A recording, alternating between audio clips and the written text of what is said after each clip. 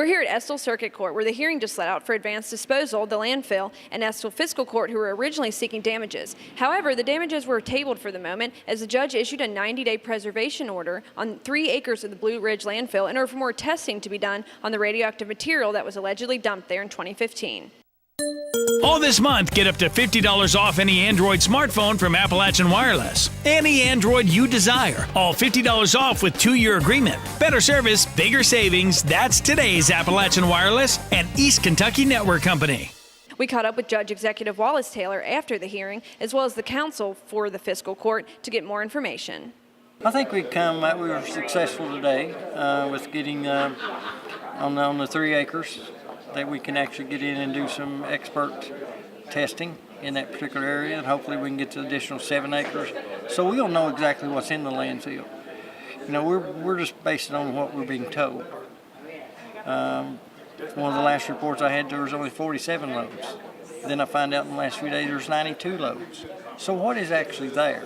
And as long as they continue to add to the landfill, it would only make it more extremely difficult for us to get to it and finding where it's actually located. It's mainly a trust issue that we want to prevent that from happening again, but we want to know what we're dealing with now before we can attempt to whether to move the stuff or if there's something else there.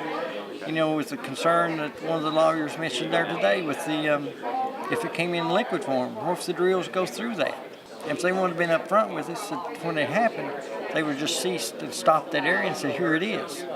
This is what we found. But they didn't.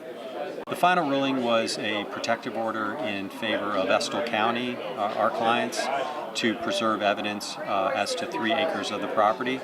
The court also is giving us deadlines to submit additional briefing if we want to modify that order so she can hear additional evidence. We may seek to expand that order to cover the entire 7 acres at issue.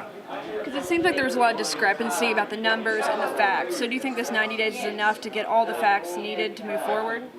Yes, I do. I mean, at least with respect to the motion, obviously we're going to engage in discovery and get a lot more facts and evidence as we get further along in the case.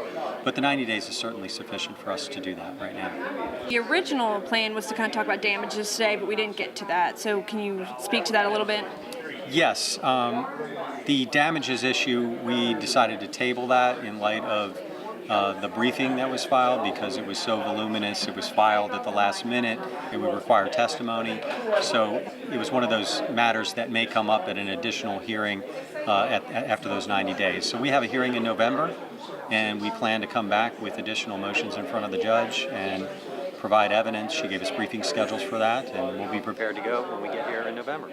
Clad in green, concerned citizens of Estill County showed up in solidarity at the hearing to see what the ruling would be involving the waste, which until the order was laid down today was still being dumped on. The Energy and Environmental Cabinet had sent in their corrective action plan within the past 2 days regarding the waste in the landfill, and 2 representatives were in the courtroom to answer questions. WBON-TV did not get a chance to get a statement from the defense after the court adjourned.